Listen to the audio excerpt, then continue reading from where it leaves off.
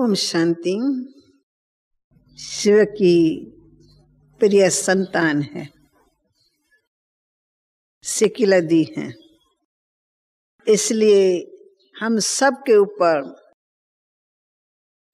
एक बहुत मीठा नाम है जो बाप के साथ में जुड़ा हुआ है। नाम ही है शिव शक्ति पांडव सेना। तो पांडव शब्द जब आता है तो भाइयों के मन में ये ख्याल आता है कि ये हमारे लिए इशारा है, और जब शक्ति नाम आता है शिव शक्तियां, तो बहनों को ये भान होता है ये बाबा हमारे लिए कहता है। परंतु हम आपको कहते हैं कि हम दोनों आत्माओं को, चाहे वो फीमेल रूप में हो चाहे वो मेल रूप में हो, परंतु हम सब आत्मा शिव की संतान है और शिव शक्ति पांडव सेना है। पांडव माना जो प्रीत बुद्धि हो परमात्मा से, तो हम सभी आत्मा प्रीत बुद्धि हैं। और शक्ति किसको कहेंगे? जिसने शिव बाबा से हर प्रकार की शक्तियां अपने में भरी हुई हो, प्राप्त की हुई हो, तो उसमें भी हम सभी आत्माएं आ जाती हैं। तो आज की जो विषय है वो हम सब के लिए लाभदायक है। शिव शक्ति, फिर महादानी, वरदानी हम किसको कहें? शिव शक्ति ही वरदानी और महादानी है। आप भारत के मंदिर में जाएंगे, विदेशों को तो इतना अनुभव नहीं है इस चीज का, शायद विदेश में भी कोई ऐसे मंदिर हो, मैं कह नहीं सकती हूँ क्योंकि विदेश में मैंने पूरा विदेश तो नहीं देखा है, लेकिन भारत के कोने कोने में देवियों के मंदिर है, शक्तियों के मंदिर है, और उनके हाथों में बहुत अलंकार है। तो अलंकारों से वो सजी सजाई होती है। और खास करके आप जब कलकत्ते के तरफ जाएंगे, बंगाल बिहार तरफ, तो वो देवियों के दिन मनाते हैं, नवरात्रि। तो उसमें क्या करती हैं, 9 दिन सब देवियों को सजाते रहते हैं। इतना सजाते, इतनी सुंदर सुंदर मूर्तियां बनाते हैं, इतनी कीमती बनाते हैं, जो विदेश के लोग आकर के जब वो 13 दिन या 12 दिन उनका होता है, सारी पब्लिक जितनी भी होती है कलकत्ते के अंदर, यहाँ बिहार बंगाल में, वो सब उस रात को सारी रात जाकर के देवियों के दर्शन करने जाते ही रहते हैं। हर पंडाल में शक्तियां होती है, हर पंडाल जहां भी जाएंगे, छोटी मोटी एरिया में छोटी छोटी देवियां सजा के रखेंगे। बहुत बड़े बड़े हाल होते हैं, उसमें बड़ी बड़ी देवियां सजा के रखेंगे और बहुत सुंदर सुंदर। तो क्यों सजाते हैं? लोगों की इतनी भावना क्यों बैठी हुई है? क्या कारण है? किसी का यादगार देखते हैं तो हमारे मन में संकल्प आता है कि जरूर है कि उन्होंने कोई ऐसा काम किया है कभी, तब उनका इतना बड़ा यादगार है, और उनके हाथ में इतने बड़े बड़े अलंकार है, तो उनका भी कोई रहस्य होगा जिसके कारण है अलंकारों से सजी सजाई उनको दिखाती है।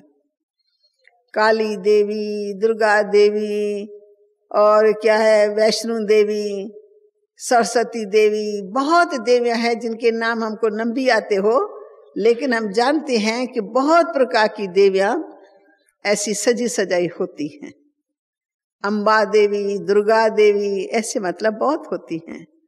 तो उनके पीछे हम इस रहस्य को जानना चाहते हैं कि वास्तव में जीवन में तो कई नारियां हैं, परंतु उन नारियों की पूजा नहीं होती है। कईयों में कई अच्छे अच्छे गुण भी होते हैं, प्रवृत्ति में, ग्रस्त में होती है, अच्छी अच्छी गुणवान आत्माएं होती हैं, लेकिन उनको शक्ति नहीं कहेंगे, उनको देवी नहीं कहेंगे। तो जिनको देवी कहते हैं या शिव शक्ति कहते हैं, तो वास्तव में वो शिव शक्ति कैसे पैदा हुई? उनका जन्म कोई माता के गर्भ से नहीं होता है, जैसे और नारियों का, कुमारियों का जन्म माता के गर्भ से होता है ना, कुमारों का जन्म माता के गर्भ से होता है ना। परंतु शिव शक्तियों का जन्म माता के गर्भ से नहीं होता है, वो डायरेक्ट परम पिता परमात्मा के द्वारा पैदा होती है। कैसे? वो निराकार है, देवियां फिर भी साकार में, शक्तियां साकार में दिखाते हैं। तो वो कैसे पैदा होती हैं? तो देवियों का मर जीवा जन्म गाया जाता है। उनके माता पिता स्वयं भगवान है। तो ब्रह्मा मुख से ज्ञान अमृत पान करने वाली आत्मा जो मर जीवा बन जाती हैं, जो श्रीमत पर चलती हैं, जिनका एक ईश्वर से योग होता है, एक ईश्वर से नाता और रिश्ता है, वो शिवमयी शक्ति बन जाती है। तो हम सबको इस बात का अनुभव है, क्योंकि हम सभी बाबा की मुख वंशावली हैं, ईश्वरी संतान है, शिव बाबा के साथ नाता जुड़ा हुआ है और शिव बाबा के ही मत पर हम सब चल रहे हैं। उसकी दी हुई मत को धारण करने वाले दिव्य गुणों की मूर्त बन जाते, ज्ञान मूर्त बन जाते, संपूर्ण पवित्र बन जाती, कोई भी विकारों की खाद न रहे। बाबा ऐसा हम बच्चों को बना रही हैं। जैसे इस समय में ये मूर्तियां सज रही है, स्थूल श्रृंगार नहीं, स्थूल अलंकार नहीं, पर सूक्ष्म ज्ञान योग के दिव्य गुणों के धारणों के सब अलंकारों से इस समय सब सज रही है। ये सारी सेना ही सज रही है, क्योंकि अभी तो कोई परफेक्ट बना नहीं है, लेकिन सज रही है। अंदर आत्माओं का लक्ष्य है कि फिर से हम ऐसे बन जाएं जैसे पहले थे, जिनका गायन या पूजन है। ऐसे गायन लायक, ऐसे पूजन लायक अभी हम सब बच्चे बन रहे हैं। तो अब सवाल आता है कि हम वास्तव में किसको कहे शिव शक्ति है? तो बाबा ने कहा शिव शक्तियों के आगे जब मंदिरों में जाते हैं ना, तो लोग प्रसन्नचित्त होके आते हैं। वो जड़ मूर्ति में भी इतनी ताकत होती है कि उनका दर्शन करके वो संतुष्ट होके आ जाते हैं और उनकी कई मन की कामनाएं पूर्ण हो जाती है। अंदर इच्छा लेके जाते हैं कि मेरा बेटा बीमार है, हे देवी माता, हे काली माता, हे दुर्गा माता, बस मैं तुम्हारा हूं, तो मेरे बच्चे को ठीक कर दो। ऐसा दृढ़ संकल्प रख करके भक्त जाते हैं। थोड़े समय के बाद आकर के घर में देखते हैं तो धीरे धीरे जो मेरा बच्चा है वो ठीक होता जा रहा है। तो उनकी मन में भावना बैठ जाती है कि वरदानी माता ने ऐसा मुझे अंदर से वरदान दिया जो मेरा बेटा ठीक हो गया। बच्चा पढ़ाई पढ़ता है, माँ बाप की आश होती है, तो ऐसी आशा लेकर के भी मंदिर में मूर्ति के सामने जाते हैं और उस देवी माँ को देखते हैं। अंदर में माँ माँ कह करके प्यार से कहते, माँ हमको और कुछ नहीं चाहिए, हमारा बच्चा इसमें पास हो जाए। तो वो संकल्प करते हैं और उनको सिद्धि मिल जाती है। तो वो कहते हैं वो वरदानी मूर्त है। वरदानी मूर्त की हाँ है जड़ मूर्ति, प्रैक्टिकल में नहीं, साकार में नहीं, कुछ बोलती नहीं, कुछ देखती भी नहीं, परंतु उन्होंने दिखाया मुख है और आंखें दिखाती है। तो भक्तों की भावना की आंख जब उसमें पड़ जाती है तो उनको अनुभव होता है कि उस देवी ने मेरे को देखा और मुझे ऐसा किया, अब मेरा ये संकल्प पूरा हो जाएगा। तो जब वो घर में जाते हैं और जब उनकी वो बातें सिद्ध हो जाती है तो उनकी भावना और पक्की हो जाती है। फिर मंदिर में जाके चढ़ावा चढ़ाते हैं कि इस देवी ने मेरी मनोकामना पूर्ण कर दी, तो अब जो कुछ मेरे मन में है वो मैं उस देवी के ऊपर जाकर के भेंट भोग सब में चढ़ाऊं। तो भारत में खास करके ये देवियां मशहूर है। हनुमान पुरुषों में मशहूर है, गणेश पुरुषों में मशहूर है, कार्तिक मशहूर है, लेकिन भारत के कोने कोने में ऐसी ऊंची ऊंची पहाड़ों पर देवियों के मंदिर हैं।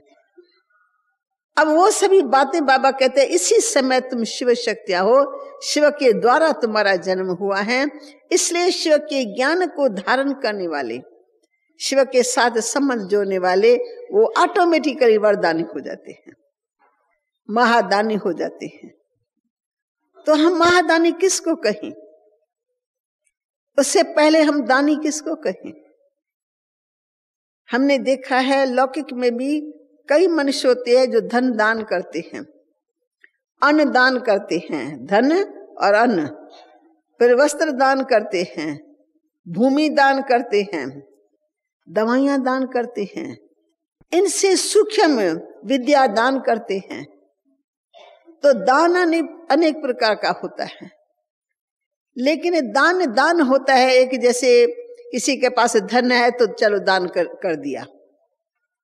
इतनी गहरी भावना या रहम की भावना नहीं होती है। धन है, नाम के लिए भी दान करते रहते, सब देखेंगे कि ये महादानी है इसलिए धन है तो पानी का स्थान बना लेंगे, जहाँ जो आएगा प्यासा पानी पिएगा, कुआं खुदवा देंगे, भाई जो प्यासा आवे पानी पिए, तो इसलिए कुआं बना लेगा। या कपड़ों का दान करेंगे, अखबार में डाल देंगे फलानी जगह पर फलाना महादानी ये दान करने वाला है। तो उस दान के पीछे कुछ न कुछ लोगों की स्वार्थ भावना होती है। आज मंदिर बनाते ना तो भी नाम लिख देंगे, फलाने ने इतना दान दिया, तो दान वाले का नाम आया तो नाम का फल उसको मिल गया। तो दान में कोई दिल नहीं होती है, पर दान में स्वार्थ भावना होती है। ऐसे दानी संसार में बहुत है। आज भी जो हॉस्पिटल बनाते तो नाम होता है जसलोक हॉस्पिटल।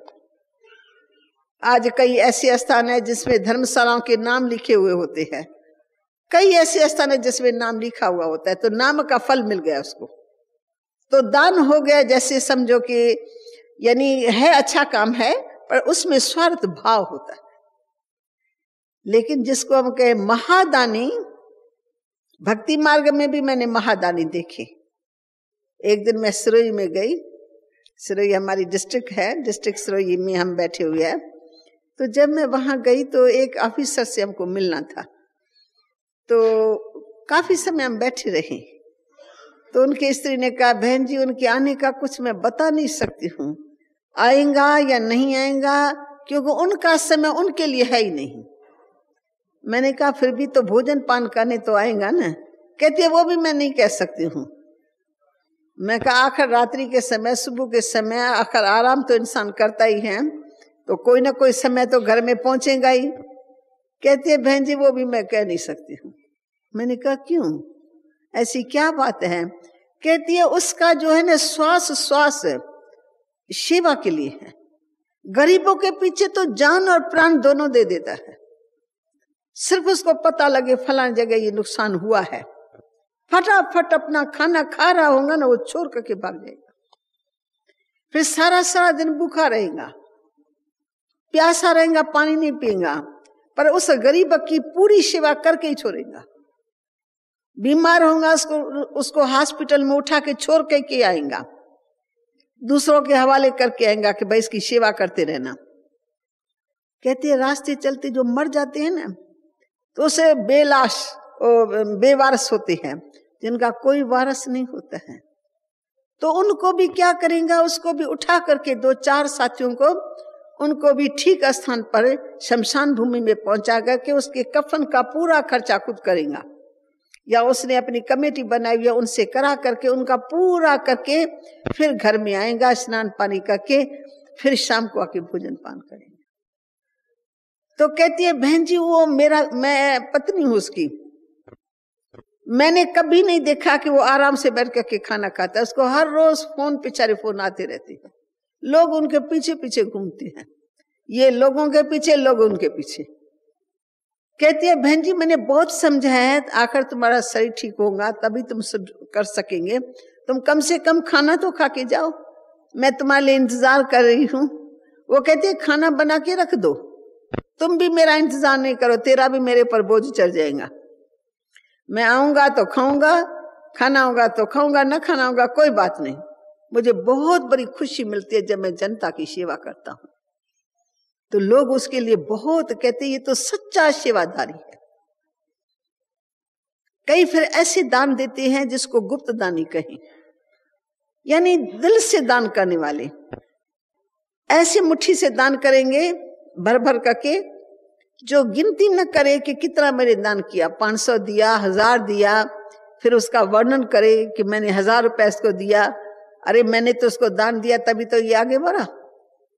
मुख से भी वर्णन नहीं, चित्त में भी वो नहीं गिनती करेगा मैंने इतना दिया। हमारा बाबा ब्रह्मा, उनका लौकिक में एक चाचा था संत, उनको लोग संत करके मानते थे। महादानी, गुप्त दानी था, धन था परमात्मा की तरफ से, उनको धन अच्छा मिला हुआ था, पर दान करता था ना गुप्त दान, कभी मुझसे वर्णन नहीं करता था मैंने इतना दान किया, और ऐसे मुठ्ठियां भर के देता था। जो मनुष्य उसके पास गया, उसके अंदर में संकल्प होता है मैं इसके पास जाता, मेरे को 5,000 मिलने चाहिए, मेरी कन्या की शादी हो जाए, तो वो सिर्फ कहेगा मेरे कन्या की शादी है, मैं आपके दर पर आया, बस। वो ऐसे मुठ्ठियां भर के देगा, वो जाके देखेगा कि बरोबर उतना ही पैसा मुझे मिल गया। तो बाबा ने उसका नाम रखा गुप्त दानी, दान का अभिमान नहीं। तो उसको न अपना खाने का, न अपने नाम का, न अपने परिवार का, किसी के लिए भी वो नहीं रखता था। कहते वो अपनी कमाई करती है, पकाती है, खाती है, जो बेचारे गरीब है जिनका कोई नहीं है ना, भगवान ने उसके लिए मेरे को निमित्त बनाया है, उसने हमको निमित्त बनाया है। मैं उनके बंदों की सेवा करूंगा जो भगवान के बच्चे हैं, मैं उनका भाई हूं, मेरा फर्ज है अपने ऐसे भाइयों की सेवा करना जो भूखे हो, जो प्यासे हो, जो बीमार हो। तो उसका नाम सारे शहर में मशहूर था, और उसकी आशीर्वाद बाबा को भी मिली थी। बाबा को कहता था तुम्हारा भंडारा ये सारा भरपूर रहेगा, सदा भरपूर रहेगा। अज्ञान काल में बाबा था, परंतु बाबा के अंदर भी दान की भावना इस प्रकार की थी। समाज की सेवा करता था, नाम के लिए नहीं, दान करता था, कहता सब आत्माओं के प्रति, सबका भला हो। तो बाबा में भी ये संस्कार पक्का हो गया अपने पिताजी की तरफ से, चाचा जी की तरफ से। तो उनको फिर लोग कहते हैं ये तो बड़ा महादानी है। उनका श्वास श्वास भी उस काम में, उनके जो संकल्प चलते हैं ना वो भी रहम से भरे हुए, और दूसरों के प्रति भावना बहुत अच्छी, श्रेष्ठ, सुख देने की भावना। तो मन वचन कर्म जिसका महादान की लिस्ट में है, मनसा भी अच्छी उसके प्रति, वचन भी अच्छा, और फिर हर कर्म ऐसा होगा जैसे हर कर्म से उनको कुछ मिलता है, प्राप्ति होती है। ऐसे ही हम ज्ञान मार्ग में देखते हैं तो हमारे पास बहुत सारी ऐसी बहनें हैं जिनके लिए हम कह सकते हैं कि ये महादानी है। बाबा मम्मा के लिए तो सबसे अधिक अच्छे से अच्छा एग्जाम्पल हमारे लिए मम्मा और बाबा है, जिनका श्वास श्वास विश्व के सेवा में, हर संकल्प विश्व के सेवा में, हर जो कर्म इंद्री थी ना वो विश्व के सेवा में लगी हुई थी। अपने खाने पीने के लिए वो नहीं जी रहे थे, अपने सोने के लिए वो नहीं जी रहे थे, अपने मान शान के लिए नहीं जी रहे थे। काम के पीछे जरा भी उनका ये भाव नहीं रहता था इसमें मेरा नाम हो, इसमें मेरा मान हो, मुझे इनसे कुछ प्राप्त हो। कोई स्वार्थ होता है ना, बिल्कुल स्वार्थ नहीं। इसलिए बाबा कहते देखो शिव बाबा जो है वो सबसे बड़े ते बड़ा महादानी है। उनका तो बच्चों में स्वार्थ है ही नहीं, क्योंकि वो सदा दाता है, सदा दाता है। उसका भंडारा सदा सबके लिए खुला है। सिर्फ कोई लेने वाले पात्र चाहिए जो ग्रहण करता रहे, और उसका भंडारा सागर का सदा खुला ही खुला हुआ है। सागर में कोई घाघर डालेगा, सागर से कोई संबंध जोड़ेंगी घाघर, तो सागर का पानी घाघर में आएगा, नहीं तो कैसे आएगा। पर सागर तो दाता है ही है। तो बाबा कहते हैं तुम मेरी बच्चियां मेरे समान हो, मेरे समान हो। जैसा मैं तुम्हारा बाप हूं वैसे तुमको बनना है। तुम्हारे को जो मैं गुण देता हूं, मेरे संग में तुम्हारे में गुण आते हैं। तुम्हारे तरफ से जो भी कर्म हो वो ऐसा हो जो कोई भी तुम्हारे पास अवगुण वाला आवे ना, तो स्वतः ही तुम्हारे कर्मों द्वारा उनको गुणों का अनुभव मिले। कैसा भी कुपूत हो वो तुम्हारे संग में आके सपूत बन जाए। कैसा भी अज्ञानी हो, तुम्हारे द्वारा दो शब्द उनको ऐसे मिल जाए जो एकदम वो ज्ञानी बन जाए, अज्ञानी से ज्ञानी बन जाए, वो शूद्र से ब्राह्मण बन जाए, वो विकारी से निर्विकारी बन जाए, गुणवान बन जाए। तो ये क्या होता है, बाबा कहते हैं इसकी सिर्फ तुम अपनी धारणा ऐसी रखो जिससे ऑटोमेटिकली तुम्हारा मन वचन कर्म ऑटोमेटिकली ऐसी बेहद की सेवा करेगा जो दूसरों का भला होता ही रहेगा, स्वतः ही। तो जो ऐसा महादानी, निरंतर महादानी होगा, निरंतर बाप समान ज्ञान रत्नों का दान करने वाला, गुणों का दान करने वाला, शक्तियों का दान करने वाला, स्वतः ही शक्तियों का दान होता रहे।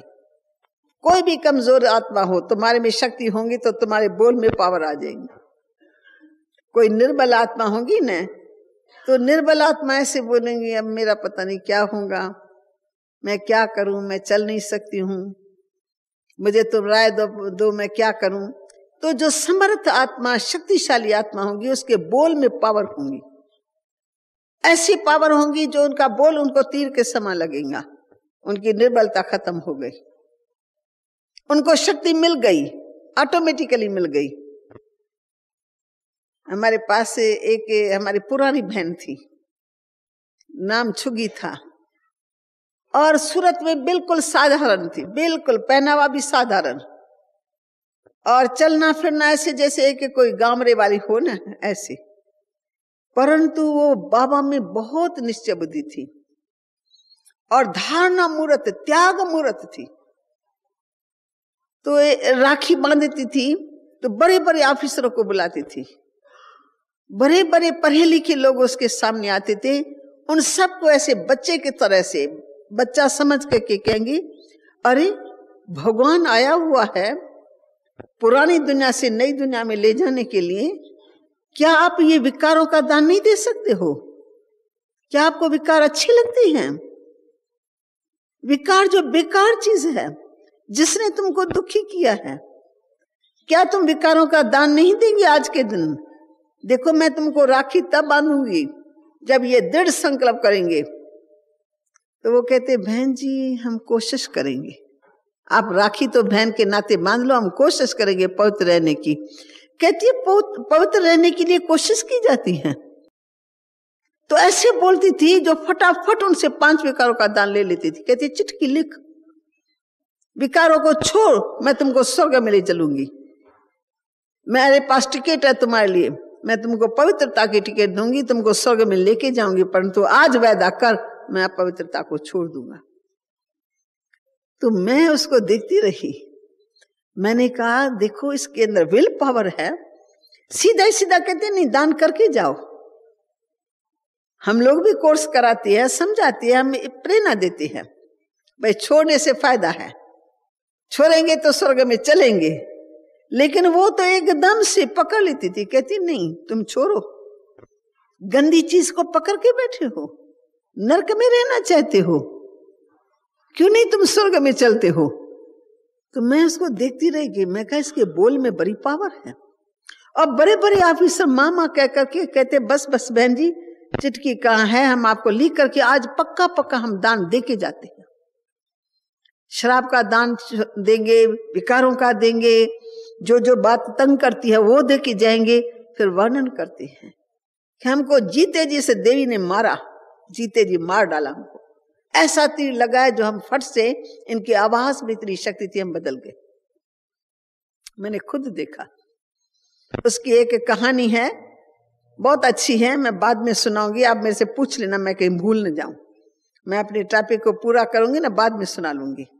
देखो ऐसी आत्माओं के संकल्प कैसे सिद्ध होते हैं, उनके संकल्प में भी ताकत है, उनके वचन में भी ताकत है, उनके कर्म में भी ताकत है, उनकी हर धारणा में ताकत। तो ऐसी ताकत होती है जो ऑटोमेटिकली उनके द्वारा विश्व की सेवा होती रहती है। हम प्रैक्टिकल में देखते हैं वर्तमान समय में, आप तो हम हमारे भाई वर्तमान में हो, आप कहेंगे मम्मा बाबा ऐसा थे, लेकिन हमको वर्तमान में सैंपल चाहिए। तो हमने प्रैक्टिकल में दोनों तीनों दादियों को देखा है, तो मैं दिल से कहती हूँ कि बरोबर हमारी दादियां, उनको न अपने खाने का, न अपने पीने का, न अपने सोने का है, दूसरे बेचारे सुखी होकर के जाए। इनकी ये बात है मन में, ये लेन देन करना चाहते, पहले मैं उनको दियो पीछे आके खाना खाऊं। भूख भी नहीं लगती उनको। सारा दिन देखो सुबह से लेके रात्रि को 11 बजे तक विश्व की सेवा में बिजी है और दिल से करती है। थकावट नहीं महसूस होती, बीमारी का भी भान नहीं है। अरे नहीं नहीं, ये तो तन को बीमारी है, मेरा मन तो ठीक है ना, मैं मन से सेवा करूंगी। आओ तो सोए सोए भी ना जो आएगा ना, उनको सोए सोए भी दृष्टि देती रहेंगी। सोए सोए भी ऐसे हाथ चलाती रहेंगी ना, तो जिसको गोडे में दर्द होगा ना, तो ऐसे करती रहेंगी ना, तो उसका गोडे का दर्द भी खत्म हो जाएगा, क्योंकि उनके अंदर वो पावर जमा है। एकाग्रता की शक्ति है, पवित्रता की शक्ति है, परमात्मा से वो प्रीत बुद्धि विजयी है, विजयी रतन है, संपूर्णता है अंदर में, भरपूरता, आत्मा भरपूर है, संतुष्ट, सदा संत, कोई भी बात में असंतुष्ट नहीं। आप देखेंगे हमारे यहाँ छोटी छोटी बात में असंतुष्ट हो जाएंगे। रहने का पलंग ठीक नहीं मिला तो असंतुष्ट, कमरा ठीक नहीं मिला तो असंतुष्ट, साथी ठीक नहीं मिला तो असंतुष्ट, कहाँ प्रोग्राम बना वो नहीं बना फिर असंतुष्ट। मानो असंतुष्टता लंबी चौड़ी है बहुत, छोटी छोटी बात पे, छोटी छोटी बात पे। तो वो महादानी और वरदानी नहीं हो सकता है। वरदानी ऐसा होगा, वो सोया हुआ होगा ना, तो उनके हाथ पांव से भी सेवा होती रहेगी। दादी जानकी एक बार ऐसी बीमार पड़ गई, ऐसी बीमार पड़ गई, जो कितने मास तक वो बेड पड़ी थी, परंतु सब भाई बहन सोए सोए भी उनका साक्षात्कार करके जाते थे। वो जैसे दादी जानकी वतन में सोई हुई है, बाबा ने वतन में उसको सुला दिया, और भाई बहन जाकर के साक्षात्कार करते वो वतन में कैसे सोई हुई है। क्योंकि अंतर का आत्मा न बीमारी से परे थी, बीमारी की वासना नहीं। मैं बीमार हूं, मैं बीमार हूं, हाय डॉक्टर, हाय फलाना, देह का भान नहीं, दवाइयों की वो चाहना नहीं, दवाई चाहिए, इंजेक्शन चाहिए, तरफन नहीं, बस शरीर को छोड़ दिया, वो बाबा के पास चली गई। तो एक दो बारी जयंती बहन ने हमको अनुभव सुनाया, कहा दादी जानकी ऐसी सोई पड़ी थी जो बात मत पूछो, हमको ऐसा लगा जैसे इस शरीर से वो आत्मा निकल गई है, आराम से निकल गई है, और ये शरीर बिल्कुल ऐसे ही पड़ा है, आत्मा ऊपर है, शरीर इधर है।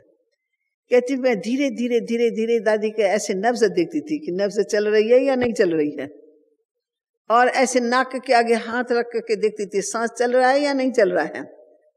तो लगता है ये चल रहा है, लेकिन ये कैसे विश्रामी है, जैसे सचमुच परमात्मा के गोद में सोई हुई है। तो सोते सोते भी सेवा,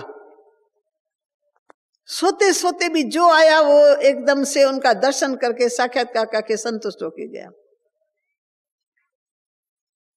और कई बार ऐसा होता है, जैसे कोई समझो दादी हॉस्पिटल में जाती है, कोई वहां बहुत बीमार है, उसको हार्ट में ट्रबल है, बहुत तड़फ रहा है, तो ऐसी दादी ना बाबा के याद में सिर्फ उसके हाथ पर, दिल पर ऐसे रखेंगी, दृष्टि देंगी बाबा को याद करके, बाबा की याद के साथ साथ उनको दृष्टि देती रहती है। तो उनकी दृष्टि से उनको आराम मिलता रहता है। इंजेक्शन का काम करती है उनकी दृष्टि, उनके हाथ इंजेक्शन का काम करती हैं। वो जो उसमें हार्ट में बहुत दर्द होता है, धीरे धीरे धीरे धीरे दर्द से मुक्त हो जाती है, उसको नींद आ जाती है। तो उस समय ये कहते हैं ये तो मेरे लिए एक वरदानी मूर्त थी, जिये दान दे दिया मुझे, मैं मर रही थी, तरफ रही थी, बिल्कुल शांति का दान, ऐसा लगा जैसे उसको जिये दान मिल गया। एक यहाँ पर कोई MP आया था, कुछ समय पहले की बात है, तो जिस दिन पहुंचा उसी दिन उसको थोड़ा अटैक आया। अटैक के कारण बहुत मूंझ थी दिल में। तो हमारी दादी को पता लगा, दादी वहां गई, दादी बाबा के याद में न ऐसे माथे पर ऐसे से करती रही प्यार से, पर बाबा की याद में हाथ फेरती गई फेरती गई फेरती गई। अरे उसको नींद बिल्कुल सारे दिन में बहुत चाहता था, नींद नहीं आई, पर दादी ने सिर्फ ऐसे 2-3 बारी ऐसा किया ऐसा किया ऐसा किया ऐसा किया, उसको नींद आ गई। सुबह को उठा तो कहा देखो ये कौन था मेरे आगे, मुझे ऐसे लगा मेरे पास बाबा ही आ गया था। मैं बहुत बेचैन था, मुझे नींद नहीं आ रही थी, पर किस घड़ी मुझे नींद आई, सिर्फ मैंने दादी को आया हुआ देखा, और प्यार की दृष्टि ली। ये महसूस हुआ कि दादी ने अपना हाथ मेरे माथे पर रखा। तो बाबा ऐसी आत्मा से इस प्रकार की सेवा भी कराते हैं, पर उसको अभिमान नहीं रहेगा कि मैंने इसको वरदान दिया। वरदान को यूज करना पाप है। कभी भी कोई को वरदान प्राप्त होवे ना तो उसको यूज ऐसे नहीं करना चाहिए, पर उनका स्वतः ही कर्म ऐसा होगा जो स्वतः ही उसको लाभ होगा। कई भक्ति मार्ग में भी ऐसे होते हैं। एक हैदराबाद दक्खन में एक बहुत बड़ा डॉक्टर है, तो उसको अपने गुरु की देन है, परंतु देन ऐसी है कि तुम किसी को भी इस चीज में शफा दे सकते हो। सर्जन है बड़ा, तो जिसके गोडे टेढ़े होते ना, बिल्कुल टेढ़े, बचपन से लेके टेढ़े होते हैं, या एक्सीडेंट के कारण टेढ़े हो जाते, चल नहीं सकते हैं, तो उनका वो ऐसा ऑपरेशन करता है सहज तरीके से, जो उसका वो 6 मास के बाद वो ठीक हो जाता है।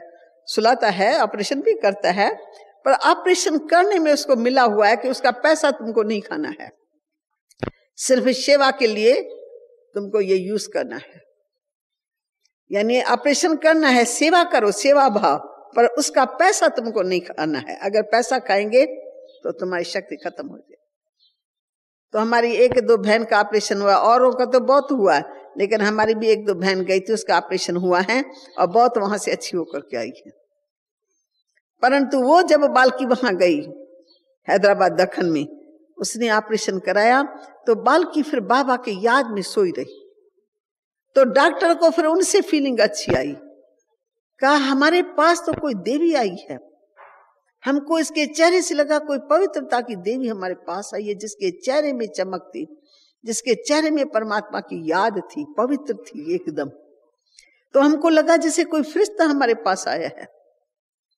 कैसे इसका ऑपरेशन हो गया हमको ये पता नहीं, परमात्मा ने कैसे हमारे से ये कार्य करा लिया। तो डॉक्टर ने बताया कि इसका ऑपरेशन का पैसा हम नहीं लेते हैं, और जो काम करने वाले होंगे उनको तो हॉस्पिटल पैसा देती है, पर वो भाई खुद जो सर्जन है वो पैसा नहीं लेता। ऐसे जो वरदानी होंगी ना, उनका हर संकल्प अपने आप सिद्ध होता जाएगा, पर वो संकल्प नहीं करेंगे कि बस अब मेरे को ऐसा यूज करना है ताकि मेरा सिद्ध हो जाए। अगर वो संकल्प करेंगे तो वरदान नहीं सिद्ध होगा। अनुभव है, हमारे पास कई भाई बहनें आती है, माताएं, बंदली माताएं आती हैं, पति बहुत मारता है, पति ऐसा है जो मार मार करके उसको कहता है मैं खत्म कर दूंगा, पर मैं तुमको वहां जाने नहीं दूंगा। परंतु फिर वो दादी के पास आती हैं, प्यार से रो रो करके कहती, दादी मेरे को बहुत कड़ा बंधन है, दादी मेरा पति तो ऐसा लगता है सुधरने वाला ही नहीं है, बहुत मैंने कोशिश की है। तो दादी कहेंगे नहीं नहीं, तुम ऐसे नहीं कह सकती हो, मेरा पति सुधरने वाला नहीं है, तुम ऐसे नहीं बोलना, तुम बाबा की बच्ची हो, तुम ईश्वर की शक्ति हो, और मैं निश्चय से कहती हूं कि तुम्हारा पति भी आगे चल करके कुछ समय के बाद जब प्रत्यक्षता का टाइम नजदीक आएगा, तेरा पति भी चलेगा। तेरी इतनी अच्छी लगन है, उसका फल तुमको बाबा जरूर देगा। तो थोड़े समय के बाद वो देखती है मेरा पति बदल रहा है, बदल रहा है, बदल रहा है।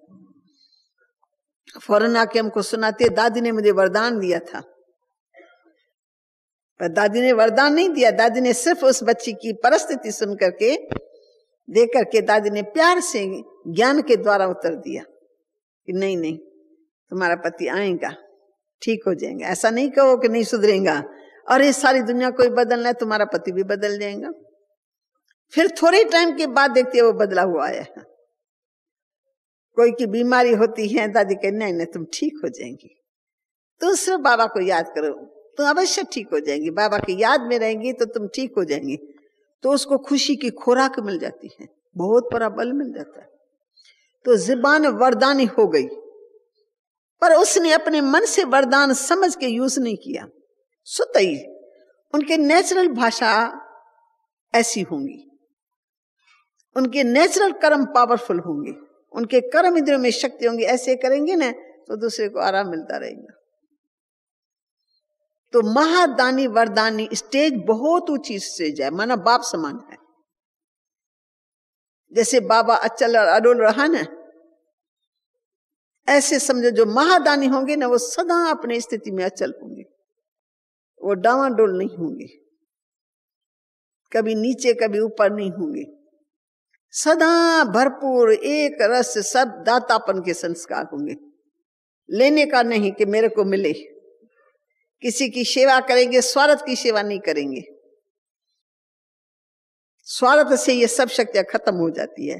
पर महादानी माना निरंतर अपनी धारणा ऐसी हो जो गुणों का दान दूसरे को मिलता रहे, आपके संग में बैठे और उसको मिल जाए, आपके 2 वचन ऐसे मिले जो प्रैक्टिकल उसके जीवन में लग जाए, तो उसको हम कहेंगे बाप समान स्टेज। जड़ मूर्तियों में आज वो ताकत जो यहां से जमा की हुई है वो जड़ मूर्तियों में अभी है। जड़ मूर्तियों में इतनी ताकत अभी तक है, सारा कल्प पूरा हो गया है। अगर चेतन में हम प्रैक्टिकल में देखेंगे, ऐसी जिसकी धारणा होगी ना, मन की पवित्रता, मन की शुद्धि और स्थिति में दिव्य गुणों की धारणा होगी, सच्चाई होगी मन में। देखो सच्चे के ऊपर साहिब राजी हो जाता है। अगर दिल में सच्चाई होगी ना, सच्ची लगन होगी, तो बाबा तुमको मदद करेगा। बाबा कहेंगे करन करानहार तो मैं बैठा हूं ना, तुम थोड़ी कुछ करते हो बच्ची, कराने वाला तो मैं हूं। तो सदा वो अपने आप को निमित्त समझेंगे, मैं तो निमित्त हूं, इंस्ट्रूमेंट्स हूं, कराने वाला तो मेरे पीछे बाबा है। मैं दादी से जब कभी बात करती हूँ, रुगरियान करती हूँ बहुत प्यार से, मैं कहती दादी इतना बड़ा यज्ञ चल रहा है, इतना विद्यालय चल रहा है, बड़ा अनेक प्रकार की बातें भी विद्यालय के अंदर आती हैं, और कई ऐसी आत्माएं हैं जो विघ्न डालती है अच्छे काम में। अच्छे काम को देख करके वो लोग सहन नहीं कर सकते, इसलिए विघ्न डालती हैं आश्रय वृत्ति वाली। तो दादी जब कभी विघ्न पड़ जाता है तो आपको थोड़ा फील नहीं होता है? तो दादी कहते नहीं, मेरे को नहीं फील होता है। मैं कहती क्यों, ऐसी कौन सी धारणा है जो आपको फील नहीं होता है? तो दादी कहती है देखो, मेरा ये पक्का विश्वास है कि जो भी ये यज्ञ का काम चल रहा है ना, ये मैं नहीं कर रही हूं, ये मेरा बाबा ही कर रहा है। बाबा सूक्ष्म वतन में जब से गया तब से काम कितना बढ़ गया है। जब साकार में था तब थोड़े बच्चे थे, मकान छोटा था और सेवाएं भी थोड़े रूप में थी। अभी जब से बाबा सूक्ष्म वतनवासी हुआ है, बंधनों से मुक्त हो गया है, तब से देखो सेवाएं कितनी वृद्धि को पा रही है। और सेवा इतनी वृद्धि को पा रही है, कराने वाला करा रहा है, हमको निमित्त रखा है, कठपुतले हैं हम लोग। हमको कहते मैं तुमको नचाता, तुम सिर्फ नाच करती रहो, माना श्रीमत पर तुम चलती रहो, काम करने वाला मैं बैठा हुआ हूं। लास्ट में जब दादी गई है ना बाबा के रूम में, किस तारीख की गई दादी, कौन सा दिन था वो याद है बहनों को? हाँ, शुक्रवार था ना, दिन तारीख कौन सी थी? 26। तो दादी जब 26 तारीख गई ना अभी तो बाबा के रूम में 5 मिनट गई, तो दादी भी गई, मैं भी गई। मैं भी दादी के साथ में खड़ी थी। तो दादी का चेहरा, मेरी दृष्टि गई दादी के चेहरे पर, तो मुझे ऐसे लगा कि बाबा कुछ दे रहा है और दादी ग्रहण कर रही है, दादी का चेहरा खिरा हुआ है, यानी दादी को कुछ प्राप्ति हो रही है बाबा के चित्र से। तो चित्र कहें या बाबा कहें, निश्चय से तो बाबा है, वैसे देखो तो चित्र है, आंखों से देखो तो चित्र दिखाई पड़ता है, पर निश्चय के अंक से उसके सामने बाबा था। तो फिर जैसे दादी सामने से इधर आई, हमारी तरफ मुंह किया, तो दादी जानकी और ये दोनों मिले आपस में, बहुत प्रेम से रूहानी मुलाकात की। रूहानी मुलाकात में एक दो को दृष्टि दी। तो दादी ने कहा, दादी मैं आपको क्या बताऊं, दादी कुमार का ने कहा दादी जानकी को, मैं आपको क्या बताऊं, बाबा ने मुझे क्या संदेश दिया। कहा बच्ची तुम सिर्फ योग का प्रयोग करती रहो, फिर देखो मैं इस साल में कितने अच्छे चमत्कार तुमको दिखाता हूं। तुम योग का प्रयोग करो, तुम शक्तियों का नाम वाला करना है, बाकी बाबा बैठा है, बाबा सब चमत्कार तुमको दिखाता रहेगा। मैं क्यों समझू, मेरे ऊपर बोझ क्यों चढ़ेगा? बोझ होता है गृहस्थियों के ऊपर, जो समझते हैं कि ये मेरा बच्चा है, अब इसका क्या होगा, वो बीमार पड़ गया अब उसका क्या होगा, अब मेरा घर जल गया अब उसका क्या होगा, अब फलाना हो गया अब उसका क्या होगा। तो जिनकी बुद्धि हद में होंगी उनके बुद्धि में बेचैनी होंगी, उनकी अवस्था एक रस नहीं होंगी, वो कभी भी उसकी दृष्टि में वचन में शक्ति नहीं होंगी। और जो सदा बेहद में रहने वाला होगा, सदा बाप के साथ जुड़ा हुआ होगा, कंबाइंड होगा, सदा अपने आप को निमित्त भाव में समझेगा, मैं निमित्त हूं, मैं ट्रस्टी हूं, तो जो उस भावना में एक रस रहेगा, बहुत काल से इसी भावना में होगा, तो उसके वचन में शक्ति, उसके दृष्टि में शक्ति, उनके हर कर्म इंद्र में शक्ति, क्योंकि स्थिति बहुत काल से अचल अडोल है, डामाडोल नहीं है। तो हम देखते हैं प्रैक्टिकल इस युग में भी, वो हमारी सखी भी है, हमारी साथी भी है, हमारी बड़ी बहन भी है, तो हम भी उनके संग रह करके देखते हैं कि देखो निश्चय में कितना बल है, कैसे निश्चिंत होकर चल रही है। बहुत बड़ा विघ्न आ गया, हजारों का नुकसान भी हो गया, तो उनको इफेक्ट नहीं होता है। जिसके द्वारा गफलत हुई उसको समझाएंगे, ये तेरे गफलत से तुरा हुआ है, तुमको भविष्य में सावधानी से ये काम करना है, ये बता देंगे, सिखा देंगे। यज्ञ का कणा दाना बहुत कीमती है, परंतु जो इफेक्ट आना चाहिए वो नहीं होता है। ऐसा किसी का शरीर छूट जाता है, अच्छा अनन्य सेवाधारी, वो एक वो था ना नागार्जुन का जो सबसे बड़ा था, उसका नाम क्या था, केवी के राजू, यानी 1-2 साल के अंदर उसने बहुत ही अच्छी सेवा की।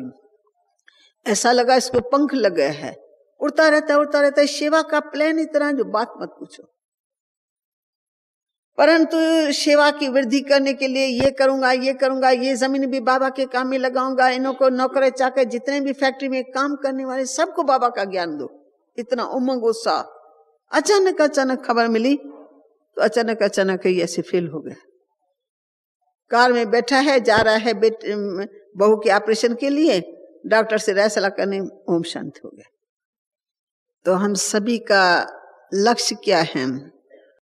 लक्ष्य है बाप समान बने। तो बाप के समीप तो आए हैं और बाबा के सब गुण साकार हमारे सामने हैं। शिव बाबा तो गुणों का सागर और दाता है, लेकिन जिस घाघर ने सागर को संभाल लिया अपने आप में, तो वो कोई कम नहीं रहा है। हम कहते हैं जितनी महिमा हम शिव बाबा की गाते हैं, तो साकार ने सब गुणों को धारण किया। प्रैक्टिकल में देखा कि सभी गुणों की बाबा मूर्त बन गए। इसलिए बाबा के लिए कहेंगे वो संपूर्ण, जिसने अपना तन मन धन सब लगा दिया, सेकंड में झटक हो गया, तो उसका अपना तो कुछ रहा ही नहीं ना। तो बच्चों के सेवा में उनका कोई स्वार्थ रह नहीं सकता है। मेरे तन की कोई सेवा करे, मेरी दिल लेने वाला कोई मुझे चाहिए, तो उनको कोई भी स्वार्थ नहीं था सिवाय एक शिव बाबा के। बाकी कुछ भी दुनियावी पदार्थ की आकर्षण नहीं, किसी साथियों की आकर्षण नहीं। नष्टो मोह भी हो गया, स्मृति लब्धा भी हो गया, और पुरानी दुनिया से बिल्कुल वैराग, क्योंकि महादानी स्टेज बहुत ऊंची स्टेज है। उसकी पुरानी दुनिया की आकर्षण नहीं होंगी, कोई भी आकर्षण होंगी तो वो महादानी नहीं बन सकता है, बहुत ऊंची स्टेज है। तो बाबा ने अपने बच्चों को आप समान बनाया है, और प्रैक्टिकल में ज्ञान गंगा इस समय में काम कर रही है। लेकिन ज्ञान गंगा में आप ऐसे नहीं समझना कि बहनें ही है या 2-4 ही है, उसमें नहीं, बहुत बहनें बहुत अच्छी तरह से सेवा कर रही है। हम देखते हैं प्रैक्टिकल में हमारे सामने अनेक और भी आत्माएं हैं जो अथक होकर के निस्वार्थ भाव से सेवा करती रहती है। क्या होता है, सेवा में थोड़ा भी स्वार्थ होता है ना तो कट हो जाता है, शक्ति खत्म हो जाती है, नष्ट भ्रष्ट हो जाती है। आज बड़े बड़े महामंडलेश है जिन्होंने इतने बड़े आश्रम बना लिए, बना तो लिए ज्ञान के आधार से, ज्ञान ऐसा सुनाए लोग उसके पीछे झुक गए। और जैसे जैसे आश्रम बना के वो राजा बन के बैठे ना, तो फिर भावना क्या आ गई, पहले तपस्या की, तपस्या से उनको प्राप्तियां बहुत हुई, फिर प्राप्तियों में मस्त हो गए तो वो जो तपस्या का फल था ना वो समाप्त हो गया। फिर वो ऐशी बन जाते, तपस्या के बदले वो ऐश में आ जाते हैं। जब ऐश में आ जाते उनकी गिरावट होती है, फिर उनमें वो शक्ति नहीं रहती, उनके जुबान में वो शक्ति नहीं रहती। इसलिए बाबा जोर देते हैं कि बच्चे तुम अंतर्मुखी रहो, तो अंतर्मुखता से तुम डायरेक्ट परमात्मा से शक्तियों को लेते ही जाएंगे, ग्रहण करते रहेंगे। और जो आत्मा ग्रहण करती है उनको सदा के लिए फिर अपने में जमा रखना है ताकि लीकेज न हो। जब श्रीमत में मनमत मिक्स होती है लीकेज हो जाती है। जब हम दूसरों के संग दोष में आ जाते तो वो शक्ति हमारी खत्म हो जाती है। श्रीमत में मनमत मिक्स हुई ना, किसी मनुष्य आत्मा के मत में आ गए तो मत में आने से फिर वो शक्ति जो है हमारी जमा की हुई वो वेस्ट चली जाती है। इसलिए हमको संग दोष से भी बचना है। 3 बातें हैं। एक तो किसी के संग दोष में नहीं आने का है, और तीसरा है जो श्रीमत है तो उसकी निरंतर पालना करते रहे, अंदर अंदर गुप्त पालना करते रहे, सच्चाई से पालना करते रहे। अभिषेक बाबा को याद करके आप खाते हो या नहीं खाते हो, मैं खाती हूँ या नहीं खाती हूँ, ये मेरा दिल जानता है। बाहर वाले कभी देख भी सकते, कभी न भी देख सकते हैं। तो मनुष्य आत्माओं के सामने हम ऐसा करें और पीछे सच्चाई से हम अपने मन से बाबा को याद करके न खाएं तो हमारा ही खाता ठीक नहीं रहेगा ना। तो जो बहुत काल से सच्चाई से पुरुषार्थ करते रहते हैं, ईमानदारी अपने साथ भी है दूसरों के साथ भी है, तो ईमानदारी से जो निरंतर बाबा की दिनचर्या पर चलता है, श्रीमत पर चलता है और हर प्रकार की परहेज रखता है, अपने आप को इच्छाओं से मुक्त कर देता है, तो उनमें ये शक्तियां जमा हो जाती है, नहीं तो वो शक्तियां वेस्ट जाती है। इसलिए हमको इन सब शक्तियां जो थी ना वो निरंकारी थी और अलंकारी और विश्व कल्याणी, यानी शक्तियों की स्टेज थी कि वो सदा पहले निराकारी स्टेज में थी। जो जो आज उस निराकारी स्टेज में है तो उसको ऑटोमेटिकली निराकारी स्टेज में सर्वशक्तिमान बाबा की शक्तियां मिलती हैं। फिर अलंकारी जो हथियार बाबा ने दिया है, ज्ञान का शंख बजाओ, बच्चे स्वदर्शन चक्र चलाते रहो, विकारों को जीतने के लिए ज्ञान का गदा दे दिया है, और कमल फूल समान तुम्हारी स्टेज होनी चाहिए। बाबा ने वो अलंकार भी हाथ में दे दिया, कमल फूल समान तुम्हारी स्टेज होनी चाहिए। तो जो अलंकारों से नित्य सजी सजाई होंगी। और तीसरी बात है कि लौकिक अलौकिक से परे बेहद में कोई भी हद उसके बुद्धि में न हो। आपने देखा होगा ब्राह्मण परिवार के अंदर भी एक तो भाषा की हद है, इसके कारण रशा वालों में मिलते जुलते रहेंगे क्योंकि भाषा वो जानते एक दो की। अच्छा, अमेरिका वाले आएंगे, अमेरिका वाले आपस में मिलते जुलते रहेंगे, उनका संबंध भी आपस में होगा। लंदन वाले आएंगे या यूके वाले आएंगे, वो आपस में मिलते जुलते रहेंगे। और हमारे भारत में कहेंगे ये गुजराती है, गुजरातियों का खाना पीना भी अपने ढंग का खींचता है, गुजरातियों को गुजरात का खाना चाहिए। दूसरा मिलेंगे खाएंगे पर पसंद नहीं आएगा, क्यों? हमको भान है मैं गुजराती हूं, हमको भान है मैं सिंधी हूं, भान है सिंधी हो तो सिंधी भोजन चाहिए, सिंधी पसंद आएगा। ये सब हद है। ये देवियों के अंदर ये हदें नहीं होती। जो भोजन बना शिव बाबा के यज्ञ का बना, नहीं शिव बाबा के डायरेक्शन से बना, वो भोजन सबसे बढ़िया है। उस भोजन में शक्ति है। हाँ भाई, मिर्ची न खाओ तो तमोगुणी चीज छोड़ दी, नमक जास्ती न खाओ ठीक है, तमोगुणी चीज है, जास्ती खाने की जरूरत अभी नहीं है। परंतु जो चीज असली है उसको हम धारण करें। तो असली की जो धारणा है उसमें जो जो बाबा के डायरेक्शन मिले उस डायरेक्शन के ऊपर सिर्फ हम चलते चले, फॉलो करते रहे, एक्यूरेट फॉलो करते रहे। तो एक्यूरेट फॉलो करने वाले के अंदर शक्तियां जमा रहेंगी, लीकेज कहीं नहीं होंगी, नहीं तो वो शक्ति लीकेज हो जाती है। मुझे एक छोटा सा दृष्टांत याद आता है जो सबके भले के लिए, सबके कल्याण के लिए मैं सुनाती हूँ।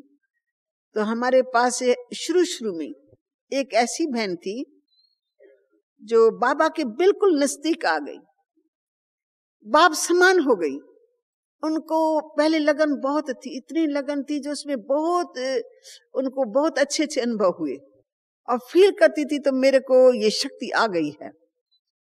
परंतु चलते चलते चलते उसको अभिमान आ गया अपने आप में कि मेरे जैसी शक्ति यहाँ किसी में भी नहीं है, ज्ञान सुनाने का जो जवहर है जो मेरे में वो किसी में भी नहीं है। और जो मैं भगवान के नजदीक हूं ना, मेरे जैसा नजदीक कोई नहीं। इन 3 बातों का अहम भाव उसके अंदर आ गया। वो जब भी चलती थी ना, तो शक्तियां तो बरोबर इतनी आ गई थी जो हम सब समझते थे कि इसके अंदर, इसकी जुबान में कितनी शक्ति है। जो बोलती है वो हो जाता है। जो लोग इसके सामने आते हैं वो झुक जाते हैं, उनको इनके द्वारा साक्षात्कार होता है भगवान का। तो हम खुद उसके स्टेज को देखते रहते थे, ये इनको ऐसी स्टेज इसने कैसे बनाई। तो कहती थी रात दिन मैं बाबा की लगन में मगन रहती थी, मुझे खान पान का होश नहीं रहता था, मुझे दुनियादारी अच्छी नहीं लगती थी, मैंने कभी अपना टाइम वेस्ट नहीं किया, मैं सारा दिन इसमें मस्त रहती हूँ। तो जब मस्त रही, इसमें काफी सारी शक्तियों का अनुभव किया, तो बड़े बड़े अच्छे जज, कोई उनसे भी बड़ी पोस्ट वाले, सब इनके आगे 1 सेकंड में झुक जाते थे और सब चढ़ावा चढ़ाने लग जाते थे। देवी देवी समझ कर कि क्या फलों के टोकरे टोकरे आते थे उनके पास। फिर धीरे धीरे उसको अहम ईगो आ गया कि इतनी सारी बहनों के बीच में मेरे जैसा कोई नहीं है, मैं जिसको ज्ञान सुनाती वो एकदम मेरा ही हो जाता है। तो भगवान से लिंक इसका जैसे टूटा ना, वैसे सब शक्तियां हमने धीरे धीरे धीरे धीरे देखी, सब शक्तियां खत्म हो गई हमारे होते होते। तो हमको वंडर लगता था, हम डरते थे अपने आप में कि भगवान ने जो शक्तियां दी है वो दाता तो दाता ही है, हम उनके ऊपर हाथ नहीं रख सकते हैं। वरदानी भले सबके लिए बन जाए, पर भगवान जिसने हमको भाग्य विधाता ने भाग्य दिया, उसके ऊपर तो वरदान का हाथ नहीं रख सकते ना। तो उसको थोड़ा ईगो आया, तो मैं मम्मा से भी ऊपर हूं, बाबा से भी ऊपर हूं। बस जैसे ये ईगो आया अंदर, तो जैसे मैंने देखा जैसे कोई ऊपर के पहाड़ से वो नीचे गिर गई, और धीरे धीरे धीरे न उसके बोल में शक्ति, न उसकी आंखों में शक्ति, न उसको कोर्स कराती थी उसमें फोर्स। तो हम सोचते रहे ये सब क्या हो रहा है इसका। फिर एक बार बाबा से हमने पूछा, बाबा ने कहा बच्ची कर्मों की गति बड़ी गुई है, बहुत गुई है, ये सब कर्मों का फल है। क्योंकि बच्ची बहुत अच्छी, बाबा भी जानता है, पर बच्ची को ज्ञान का अभिमान आ गया। ज्ञान का अभिमान बहुत नुकसानकारक है, खतरे वाला है। भक्ति मार्ग में अभिमान नहीं होता है तो भावना में मनुष्य चलता ही रहता है, परंतु जो अगर ज्ञान का अभिमान आ जाए ना, तो ऊपर के मंजर से नीचे गिर जाता है, फिर वो हड्ड चूर हो जाते हैं। फिर उसको काफी समय के बाद, अभी है भी नहीं, शरीर भी छोड़ दिया, पर इससे पहले ही बेमुख हो गई और पुरानी दुनिया में चली गई। बीमारी ऐसी हो गई जो माँ को रखना पड़ा अपने पास। माँ ने मुंबई में बुला करके उनको अपने पास रखा। भले बाल ब्रह्मचारी थी, एक व्रत इसका पक्का था, उसमें वो कच्ची नहीं रही। दुनिया भी बहुत आकर्षण थी, लोग पैसा पैसा, उनको बहुत भाई के द्वारा बहन के द्वारा सब कुछ मिलता था, उनको भी उसने स्वीकार नहीं किया, लेकिन ईगो ने उसको खत्म कर दिया। तो वरदान की स्टेज को संभालना है, क्योंकि वरदाता के द्वारा वो स्टेज हमको प्राप्त होती है, उसके संग में रहने से वो स्टेज प्राप्त होती है, परंतु उसका ईगो नहीं रखना चाहिए। जैसे आप अभी भी देखते ना, किसी में बोलने की बहुत अच्छी कला होती है, सब महिमा करते, इसने बहुत अच्छा बोला, बहन जी वो भाषण बहुत अच्छा करती है, बहन जी ये बहन तो हमको मिलनी चाहिए, हम इनको अपने साथ ले जाएंगे, बहन जी ये बहन भाषण करती है, बस एकदम ऐसा लगता है जैसे मोती इसके मुख से गिरते रहते हैं। तो जिज्ञासु तो प्रभावित तो हो जाएंगे, लेकिन हमको प्रभावित करना, उनको शिव बाबा के ऊपर या अपने ऊपर फिदा करना है। तो जो अपने ऊपर फिदा कर देता उसकी शक्ति समाप्त होती जाती है, अंत में एकदम खाली खोखला हो जाएगी, क्योंकि उसने शक्ति को स्वीकार किया कि मैं ऐसी हूं, ये दाता की देन है, ये दाता की बनी हूं, तब उसने मेरे को आगे रखा हुआ है। नाम हमारा काम बाबा का।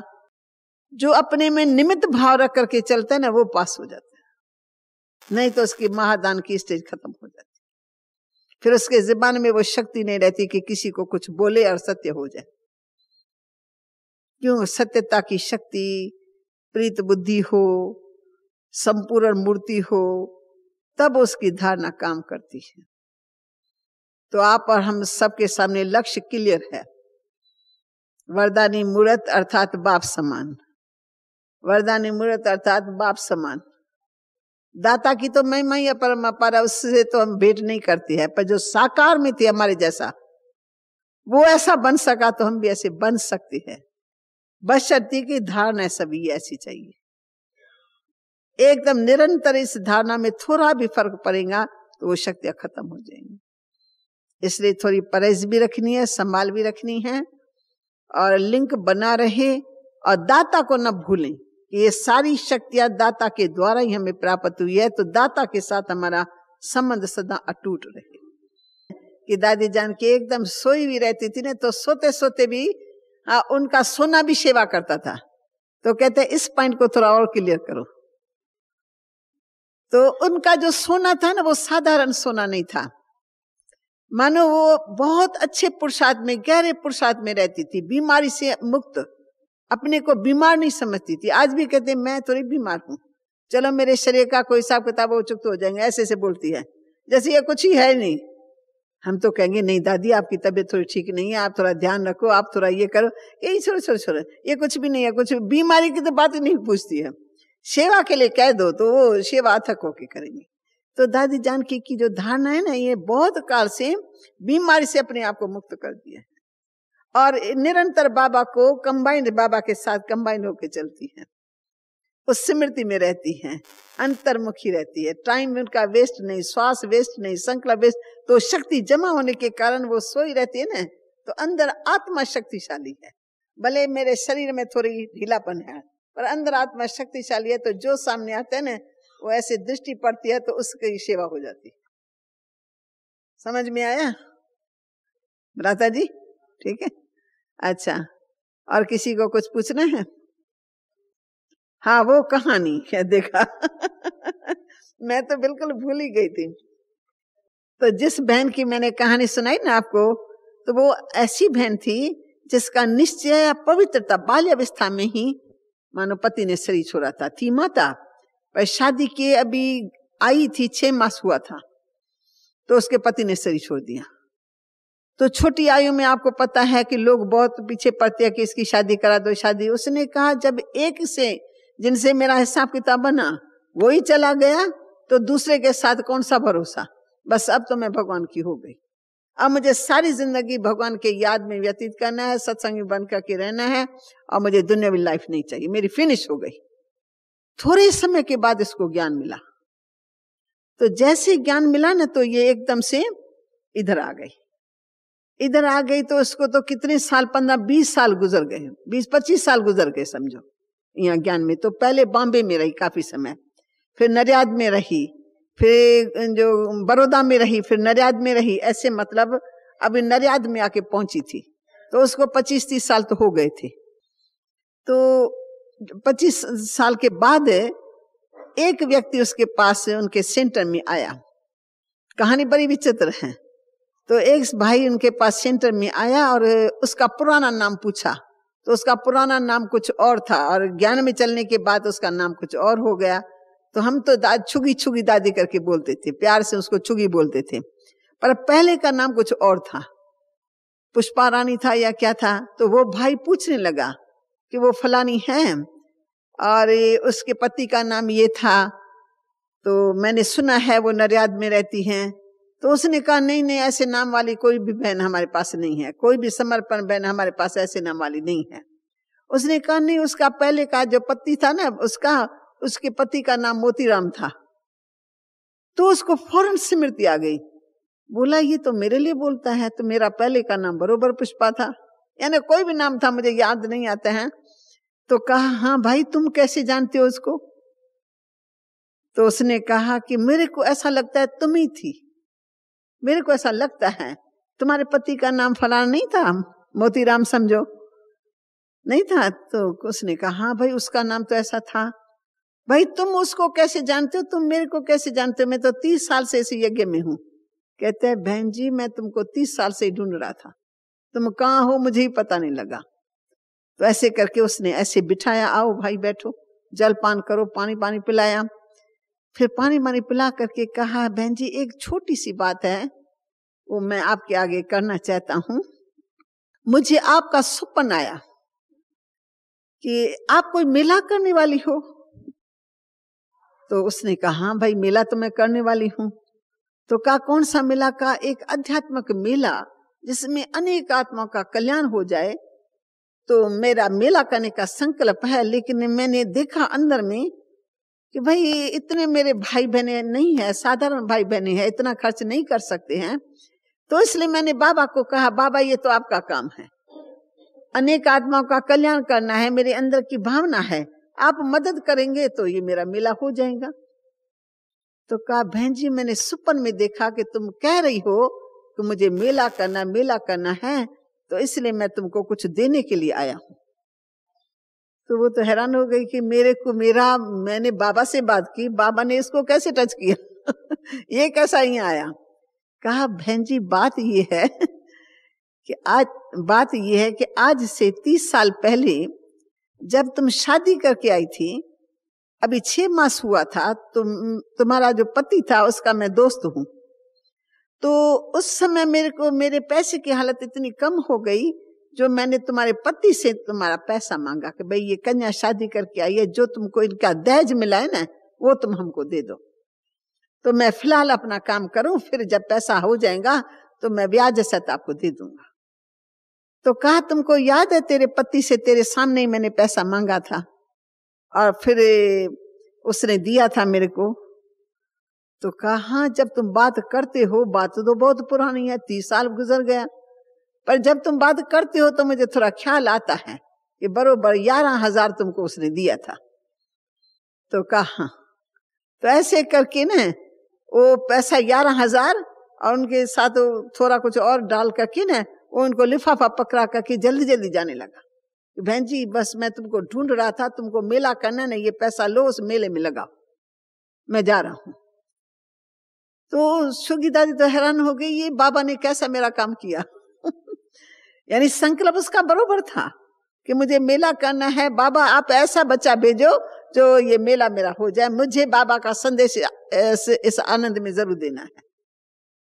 तो सचमुच ही वो आया और पैसा देके चला गया जल्दी जल्दी में, पूरा पानी भी नहीं पिया। उसको ये ख्याल आया कि कहीं ये न कहे कि इस 11,000 का ब्याज कितना बनता है, ब्याज तो बहुत बनता है, तो तुमको इतना 1,000 मुझे देना चाहिए। तो वो उस डर के मारे मूल जो पैसा था वो दे करके वो चला गया। तो फिर दादी ने देखा, दादी के पास लेके आई पैसा, दादी देखो आप तो मुझे मेला करने की छुट्टी नहीं देते थे, अब मेरा बाबा ने सुना और मेरा ही पुराना कर्ज था उसके पास, वो मेरे को देखे और चला गया। तो हमने देखा देखो इसका निश्चय, उसमें कितनी पावर। और इसने किसी बंदे से नहीं पैसा मांगा, भाई गरीब मेरे भाई बहन ऐसे टके वो इतना नहीं कर सकेंगे, तो बाबा के ऊपर अपना हक लगाया और बाबा ने उनका पुराना ही कर्ज उनसे चुकता करा दिया, उनका पैसा सफल हो गया। जो उनको लौकिक नाते से मिला ना दहेज में, वो सारा पैसा फिर उसके यज्ञ के मेले के, आध्यात्मिक मेले के कार्य में सफल हो गया। तो वो जो भी पैसा मिलता था ना वो हिसाब रखती थी, ये यज्ञ के इस खाते के लिए मिला, ये इस खाते के लिए मिला, मानो अलग अलग करके हिसाब यज्ञ में देती थी। खुद पुराना सुराना पहनती रहती थी, नई साड़ियां ढेर इकट्ठी करके यज्ञ में भेज देंगी, कहेंगे क्या करना है पुरानी शरीर के लिए। तो त्याग मूर्त, पवित्रता की मूर्त, निश्चय बुद्धि, धारणा में अच्छी, कोई भी मन में किसी के प्रति व्यर्थ संकल्प नहीं, तो ऐसी आत्मा की सिद्धि हो जाती है, संकल्प सिद्ध हो जाता है।